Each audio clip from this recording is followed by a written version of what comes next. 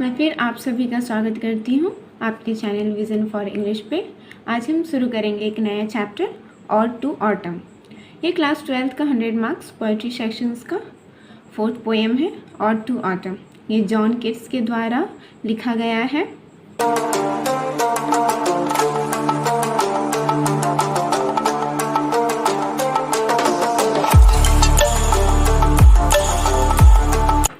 अब हम आते हैं अपने पोएम पे और टू ऑटम। ये जॉन किट्स के थ्रू लिखा गया है। जॉन किट्स, इनका जन्म हुआ था 1795 में और इनका डेथ हुआ था 1821 में। ये one of the greatest of English romantic poets. ये पोएट जो थे बहुत ज़्यादा रोमांटिक थे। ये बहुत ज़्यादा महान पोएट थे, बहुत ज़्यादा महान लेखक थे। रोमांटिक पोएम ज़्यादा लिखा करते थे, रोमांस के बारे में ज़्यादा लिखा करते थे, प्यार मोहब्बत ये सब के बारे में ज़्यादा लिखा करते थे। Was born at Moorfields London. इनका जो जन्म हुआ था मूनफील्ड्स में हुआ था, जो लंदन में है। ये studied at clerk school eight Enfield. ये पढ़ाई करे थे क्लर्क स्कूल में एट इनफील्ड में। Deeply interested in cricket and boxing. इनका बहुत ज़्यादा इंटरेस्ट था, बहुत ज़्यादा इच्छा था, इनका इंटरेस्ट था, इच्छुक थे, इनका हॉबी था क्रिकेट खेलना और बॉक्सिंग। कुछ ज़्यादा ही क्रिकेट और बॉक्सिंग खेला करते थे। ही ग्रू इनटू अ वैक्सीरियस रीडर। ये बहुत ज़्यादा ही पढ़ने वाले थे, बहुत ज़्यादा ही। वैक्सीरियस का यहाँ मतलब है, यहाँ पे एग्जैक्ट मीनिंग है वैक्सीरियस का पेटू, जो सिर्फ खाना करते रहता है। बट इस पोयम में कहने का मतलब है ये सिर्फ पढ़ते रहते थे, सिर्फ इनको पढ़ाई दिखता था, उनको जुनून था पढ़ाई का। Specially of Greek mythology. इनको ग्रीक मैथोलॉजी में ज़्यादा इंटरेस्टेड था, उनको ये सब पढ़ना लिखना बहुत ज़्यादा पसंद था। He even started a translation of Virgil's Aeneid. ये जो विरिगल्स एनेड एक बुक है, इनका ये ट्रांसलेशन करना शुरू कर दिए थे, ये ट्रांसलेट करते थे इसको इंग्लिश में। His ambition to become a poet was fired by his first acquaintance with Spenser Faerie Queene. ये फेरियर क्वीन जो है एक बुक है, फेरियर क्वीन, और इसी बुक के वजह से इनको पोएट बनने का इच्छा उत्पन्न हुआ था। वो बहुत ज़्यादा पैशनेटेड हुए थे इस बुक के थ्रू। इस बुक जो ऑथर है स्पेंसर है, और इसी में इनको इच्छा प्रकट हुआ इसको पढ़ के कि मुझे पोएट बनना है। His first poem Lines in Limitations of Spenser था, was published in 1814। और इनका जो पहला जो कविता था जो ये लिखे थे उनका पब्लिश हुआ था 1814 में, और उस पोएम का जो नाम था वो है lines in limitations of Spencer. ये इनका फर्स्ट पोएम है और ये 1814 में पब्लिश हुआ था। His first volume of poetry entitled Poem was published in 1817। और इनका जो फर्स्ट वॉल्यूम जो था पोएम का, पोएट्री का, वो 1817 में पब्लिश हुआ था। His poem Endymion was well appreciated by Wordsworth. इनका जो पोएम एंडाइमन जो था ये बहुत ज़्यादा अप्रिशिएट किए थे वर्ड्सवर्थ, जो बहुत ज़्यादा ही इनको शाबाशी मिला था इस पोएम के लिए उनको। It was published in 1818। और इनका ये वाला जो पोएम था 1818 में पब्लिश हुआ था। His odds on indolence. इनका जो ओड्स है, इनका जो कविता है वो है on indolence, on a Grecian urn, to Psyche, to a nightingale, on melancholy and और टू ऑटम। ये इनकी सारी पोएम्स हैं जो ये लिखे हुए हैं। Made him a greatest romantic poet. और यही सब पोएम इनको फेमस किया और इनको इस मुकाम तक पहुंचाया और इनको फेमस किया रोमांटिक पोएट के थ्रू ऑन इंग्लिश लिटरेचर। और इंग्लिश में इसलिए वो फेमस हुए, इसी सब पोएम के वजह से वो आज इतने महान कवि बने हैं। रोमांस के फील्ड में रोमांटिक पोएम अपना इस्टेब्लिश किए हुए हैं। रोमांटिक पोएम उनका जो फील्ड है उसमें इसी इंग्लिश लिटरेचर लिखा करते थे, और यही सब पोएम की वजह से वो आज इतने फेमस है। So did Lamia and Hyperion. और ये इनका ये भी बुक है, पोएम है जो वो लिखे थे। ही डाइड ऑफ ट्यूबरक्लोसिस, उनकी मृत्यु हो गई ट्यूबरक्लोसिस की वजह से। ट्यूबरक्लोसिस एक तरीके का डिजीज़ है जिसमें खांसी कफ ये सब ज़्यादा हुआ करते हैं, और इनकी मृत्यु भी ऐसी हुई थी। फर्स्ट में इनको हिंट्स मिला था, खांसी हुई थी, कफ हुआ था, और एक बार खांसी आई तो उनके मुंह से ब्लड आया था, और इस वजह से सेकंड बार जब हुई तो उनको हार्ट अटैक आ गया, और इसी वजह से ट्यूबरक्लोसिस की वजह से उनकी डेथ हो गई इन 1821, और इनकी डेथ 1821 में हो गई थी एट द एज ऑफ 26। वो जब 26 के एज में थे तब वो डेथ कर गए थे ट्यूबरक्लोसिस की वजह से। But within his short span of life he was able to achieve greatness. बहुत ही शॉर्ट टाइम में, बहुत ही कम समय में उन्होंने बहुत कुछ अचीव कर लिया था, बहुत ज़्यादा ही कुछ वो अचीव कर चुके थे अपने लाइफ में, बहुत ज़्यादा ग्रेट पोएट बन चुके थे, क्योंकि जैसा कि हमने जाना कि 26 एज में ही उनकी मृत्यु हो चुकी थी, तो उनको बहुत कम समय मिला था अपने ज़िंदगी को जीने के लिए, और इसी 26 एज के अंदर ही उन्होंने बहुत ही महान काम कर चुके थे जो आज हम लोग इतना उनके बारे में पढ़ रहे हैं। His poem and letter have depth beneath their beauty and reflect his awareness.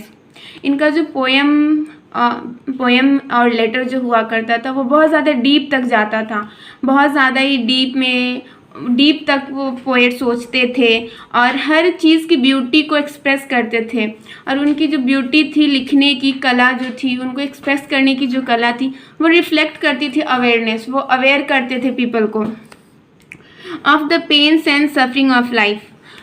जो उनका ब्यूटी था लिखने का, जो इंसान के बारे में, मनुष्य के बारे में वो जो लिखते थे, जो उनका डेप्थ था, हर एक चीज़ को बहुत अंदर तक सोच के लिखते थे, और वही जो उनका जो थिंकिंग था वो रिफ्लेक्ट करता था, अवेयर करता था इंसान को, मनुष्य को अवेयर करता था कि क्या पेन होता है लाइफ में, क्या क्या सफ़र होता है, क्या सफरिंग ऑफ लाइफ, यहाँ पे क्या मनुष्य सफ़र करते हैं लाइफ में, क्या प्रॉब्लम्स क्रिएट होती हैं, क्या दर्द होता है जो इंसान अपने जीवन काल में पूरा महसूस करता है। उस चीज़ को वो बारीकी से लिखा करते थे, पूरा डीपली लिखा करते थे, और उस पेन की भी सुंदरता को वो व्यक्त करते थे अपनी पोयम में।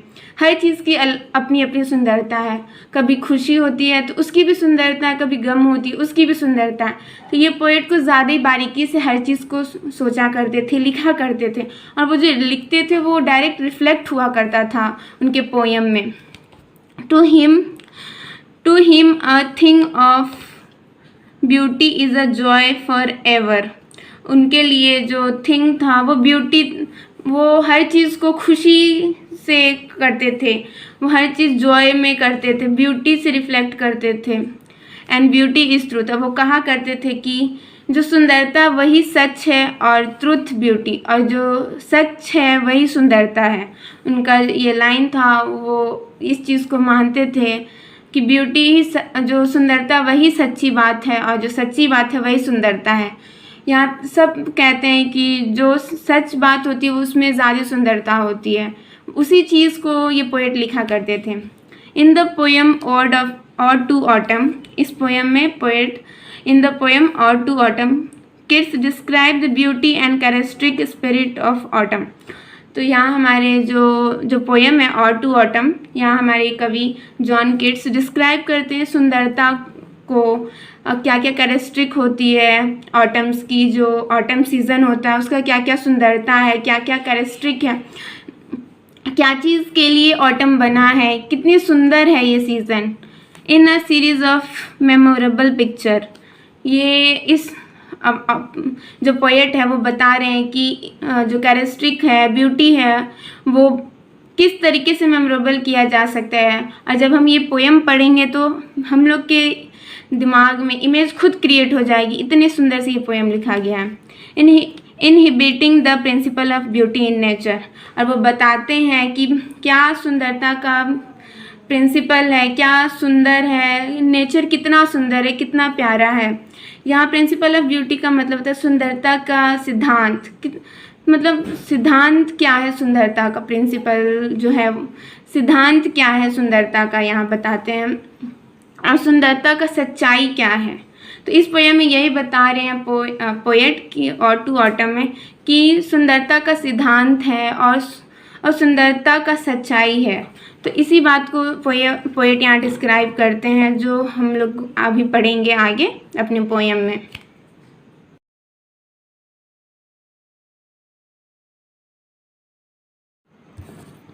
अब हम देखते हैं अपने पोयम का थीम क्या है, सारांश क्या है इस पोयम का, कवि कहना क्या चाहते हैं इस पोयम में, वो चीज़ को हम जानते हैं। तो आइए देखते हैं थीम ऑफ द पोयम, सारांश क्या है इस कविता का। In this poem John Keats describes the 3 stage of autumn. इस पोएम में जो हमारे कवि है जॉन किट्स, वो डिस्क्राइब करते हैं 3 स्टेज ऑफ ऑटम। जो हमारा ऑटम सीजन है उसका 3 स्टेज है, उस चीज़ को डिस्क्राइब कर रहे हैं हमारे ऑथर जॉन किट्स कि हमारे ऑटम में 3 स्टेज है। आइए देखते हैं क्या है 3 स्टेज। मैच्योरेशन ऑफ क्रॉप, पहला स्टेज जो है maturation of crop. Maturation of crop मतलब कि क्रॉप जो है कैसे मैच्योर हो रहा है, कैसे बड़ा हो रहा है। तो पहला स्टेज में कवि इस चीज़ को बताए हैं कि जो हमारा फसल है जो कैसे पक रहा है, कैसे बड़ा हो रहा है। टू द हार्वेस्ट, दूसरा स्टेज है यहाँ पे हार्वेस्ट का, टू द हार्वेस्ट। तो दूसरा जो स्टेज बताते हैं कवि कि हमारा जो फसल है वो हार्वेस्ट के लिए तैयार हो रहा है, जो पक गया है, पक रहा है हार्वेस्टिंग के लिए। यहाँ पे फसल तैयार हो गया है हार्वेस्ट करने के लिए, काटने के लिए। And to the last day of autumn when winter is nearing. और थर्ड है कि जो लास्ट डे है, जो विंटर जो आ रही है, ऑटम का जो लास्ट डे है, विंटर जो नियर है, आ रही है, उसमें हमारा जो फसल है कटने के लिए पूरा तैयार हो गया, हम फसल काट सकते हैं। तो इसी 3 चीज़ को हमारे पोएट डिस्क्राइब किए हैं। पहला मैच्योरेशन ऑफ क्रॉप, मैच्योर हो रही है हमारी फसल। दूसरा हार्वेस्ट करने के लिए तैयार है, जो पक गए हैं हमारे फसल उसके लिए तैयार हो चुके हैं। और लास्ट डेज ऑफ ऑटम, और ऑटम जो सीज़न है उसका लास्ट डे चल रहा है और विंटर जो है वो नज़दीक आ रहा है, विंटर आने ही वाला है। तो इस चीज़ को हमारे कवि ने पूरे कविता में बताया है। ये था हमारा थीम। अब हम आते हैं अपनी पोएम पे, और टू ऑटम। ये है हमारा पोएम। यहाँ पे सभी लोग तो समझ रहे हैं ऑटम का मतलब सीज़न होता है, बट बहुत सारे लोग ऑड का मतलब नहीं समझ पा रहे हैं। मुझे पता है बहुत सारे लोग इसमें कंफ्यूज होंगे कि ऑड क्या है यहाँ पे। तो ऑड जो है हमारा 11 लाइन का पोएम होता है। ऑड में 11 लाइन का, हर पैराग्राफ 11 लाइन का होता है, इसको ऑड कहते हैं। ऑड एक तरीके का कविता होती है जिसमें किसी भी खास घटना को मॉडिफाई करते हैं, किसी भी खास घटना को डिस्क्राइब किया जाता है, किसी भी खास घटना को बताया जाता है। खास घटना नेचर भी हो सकता है, इमोशंस से संबंधित भी हो सकता है, फीलिंग्स भी हो सकता है, और प्रत्येक इंडिविजुअल पर्सन के बारे में भी हो सकता है। ये और जो है इसको गाना के फॉर्म में भी लिख सकते हैं, सॉन्ग की तरफ भी गाया जा सकता है।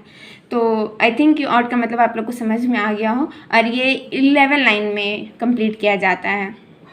आई थिंक अपने पोएम का चैप्टर का जो नाम है वो सबको समझ में आ गया हो। ऑटम का मतलब तो सभी जानते हैं कि सीज़न होता है, ऑटम सीज़न। अब हम आते हैं अपने पोएम पे, और to autumn. Season of mist and mellow fruitfulness. तो कवि यहाँ कहते हैं सीज़न ऑफ मिस्ट, ये जो सीज़न है मिस्ट का है, कुहासा का है, फॉग का है, कोहरा का सीज़न है। एंड मेलो फ्रूटफुलनेस, और यहाँ ये जो सीज़न है उसमें मिठास से भरी हुई है, स्वीटनेस है इस सीज़न में, पूरा मिठास भरी हुई है। तो यहाँ कवि कहते हैं ये जो ऑटम का सीज़न है ये पूरा कुहासा से भरा हुआ है, मिठास का सीज़न है, और इस समय जो है फल पकना शुरू कर देता है। और ये सीज़न पर्टिकुलर इंग्लैंड की बात हो रही है, इंग्लैंड में ये सीज़न है, क्योंकि जो कवि बता रहे हैं ये जो सीज़न है मिस्ट है और मेलो फ्रूटफुलनेस है। तो कोहरा से भरा हुआ सीज़न है और यहाँ फल पक रही है। Close bosom friend of the maturing sun, close bosom friends of maturing sun. जो हमारा ऑटम है, जो हमारे ऑटम सीज़न है, वो बहुत प्रिय मित्र है, वो बहुत ज़्यादा ही प्रिय मित्र है, सच्ची दोस्ती है उसका ऑटम का। किससे? मैच्योरिंग सन से। जो सन अभी मैच्योर हो रहा है, जो बड़ा हो रहा है दिन प्रतिदिन। तो कवि कह रहे हैं जो ये सीज़न है वो तो कुहासा से भरा है, कोहरा से भरा है और पूरा मेलो, पूरा स्वीटनेस से भरा हुआ है, और इस सीज़न में फल पकना शुरू भी हो जाता है। और यहाँ ऑटम का दोस्ती प्रिय मित्र है मैच्योरिंग सन, जो सन बड़ा हो रहा है, दिन प्रतिदिन बड़ा हो रहा है। Conspiring with him how a lord and bless with fruit and vanish that round the touch ever run। तो यहाँ जो ऑटम और सन जो मित्र है, प्रिय मित्र हैं, वो दोनों कंस्पायरिंग कर रहे हैं, षड्यंत्र रच रहे हैं, कानाफूसी कर रहे हैं।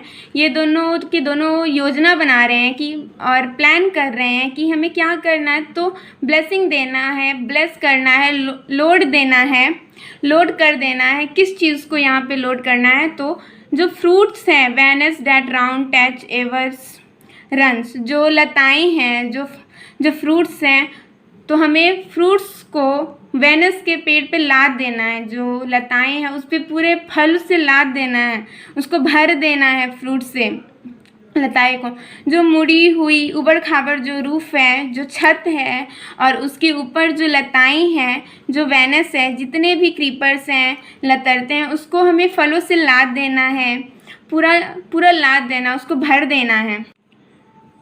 तो इन सब चीज़ों को सूरज और ऑटम षड्यंत्र रचते, कंस्पायर कर रहे हैं कि जो वेनस के जो लताएं हैं सबको फलों से लाद देना है। अब आगे देखते हैं क्या कहते हैं कि हमारे कवि। To bend with apple the mossed cottage tree and fill all fruit with ripeness to the core. तो यहाँ कवि कहते हैं, आगे बताते हैं कि जो हमारा जो सूरज और ऑटम जो मित्र हैं वो लोग कंस्पायर करते हैं जो एप्पल का जो ट्री है, जो एप्पल का जो पेड़ है, उसको भी फलों से भर देना है, उसको भी लाद देना है, और इतना लाद देना है कि एप्पल का जो पेड़ हो वो झुक जाए, वो पूरा लद जाए, वो खुद अपने आप से नीचे की ओर झुक जाए, इतना लाद देना। वो लोग षड्यंत्र रच रहे हैं। And fill all fruit with ripeness to the core, और सारे फल को पका देना है, बट कहाँ तक पकाना है? कोर तक। तो वो लोग षड्यंत्र रच रहे हैं कि एप्पल का जो पेड़ है उसको तो लादना ही है, लादना ही है, झुकाना ही है, बल्कि फलों को भी पकाना है पूरा कोर तक। कोर का मतलब पूरा अंदर तक, फल के पूरे अंदर तक पका देना है। तो ऑटम और सन जो मिलकर जो दोस्ती है सन और ऑटम की, वो फल के अंदर तक पका देने की योजना कर रहे हैं। इतना समझ आ गया तो ऑटम मिस्ट भी है, मेलो भी है, फ्रूटफुलनेस भी है, और दोनों कंस्पायर भी कर रहे हैं कि जो लताएं हैं उसको भी फल से भर देना है, जो लताएं जो छत पे लतरे हुए हैं उसको भी फल से भर देना है, जो एप्पल का ट्री है उसको भी नीचे झुका देना है फलों से लाद के। इतना फल लादना है कि पेड़ जो है एप्पल का वो खुद झुक जाए, और जो फल हैं पेड़ के, जो एप्पल का फल है उसको इतना पकाना है, पूरे अंदर तक पका देना, पूरा कोर तक पका देना है। हमारे कवि आगे क्या बताते हैं, क्या कहते हैं। To swell the grounds and plump the hazel shells with a sweet kernel to set budding more. अब आगे हमारे कवि कहते हैं, आगे ये लोग फिर योजना बना रहे हैं, फिर कानाफूसी कर रहे हैं, योजना पे योजना बना रहे हैं, प्लान पे प्लान बना रहे हैं। अब कहते हैं कि हम लोग जो यहाँ पे ग्राउंड है, जो कोहड़ा है, जो लौकी है, जो पम्पकिन है, इनका जो सेल है इसको भी बढ़ा देना है, इनको भी बड़ा कर देना है, इसको भी बड़ा कर देना है दिन प्रतिदिन। जो हमारे पम्पकिन है, जो कोहड़ा कद्दुआ है, उसको भी बड़ा कर देना है। With a sweet kernel to set a budding more, और जो हमारे जो अखरोट है, अखरोट उसको भी मोटा कर देना है। यहाँ पे कवि जो है बताते हैं कि सूरज और जो हमारे ऑटम है उस दोनों की बहुत ज़्यादा मित्रता है, वो लोग कंस्पायर कर रहे हैं, वो लोग बता रहे हैं, वो लोग कंस्पायर करते हैं किन किन चीज़ों पे। पहला तो वो लोग वेनस के जो लताएं हैं उसको फलों से लादने वाले हैं, उसको ला देंगे। फिर दूसरा जो है फलों को पकाएंगे, वो भी कोर तक पकाएंगे। और एप्पल का जो ट्री है उसको भी फलों से ला देंगे और उसको कोर तक पकाएंगे। और फिर उसके बाद जो थर्ड योजना है वो है जो कदुआ कोड़ा उसको बढ़ा देंगे, उसको भी बड़ा कर देंगे। और अखरोट जो है उसको भी मोटा कर देंगे। And still more later flower for the bees. और यहाँ पे कह रहे हैं अब ये लोग का योजना है कि पेड़ पे जो फल है उसका तो वो हो गया कि उसको भी पकाना है, बड़ा करना है, बट और भी जो फूलों से भरे पेड़ हैं उस पे फूलों को लाद देना है। जो फूल वाले पेड़ है उसको, उस पेड़ पे भी फूलों को लाद देना है जिससे कि बीज सब आए पूरा उस फूलों के पेड़ पे। Until they think worms they will never cease for summers overbrimmed their clammy cells। तो वो बोलते हैं, वो सन और ये विस्पायर करते हैं कि जो बीज हैं वो सोचेंगे कि वर्म्स डे कभी ख़त्म ही नहीं होंगे, कभी समाप्ति नहीं होंगे, क्योंकि उनके जो छत्ते हैं वो अब रसों से परिपूर्ण हो गए हैं, भर गए हैं। क्योंकि समर ने उनको छत्ते को इतना भर दिया है रस से, इतना ज़्यादा परिपूर्ण कर दिया है रस से कि उनके जो रस से बाहर चूने लगे हैं और मधुमक्खियों को फुला दिए हैं। आई विश कि आपको ये इतना समझ में आया होगा, अच्छे से पूरा आपको डिटेल में बताया गया है। आई विश कि आप पूरा समझ गए होंगे। आज के लिए इतना ही। इसके आगे का पार्ट दूसरे वीडियो में आएगा, लेक्चर 2 में। तब तक के लिए please like and subscribe the channel. Okay, bye, see you in the next lecture.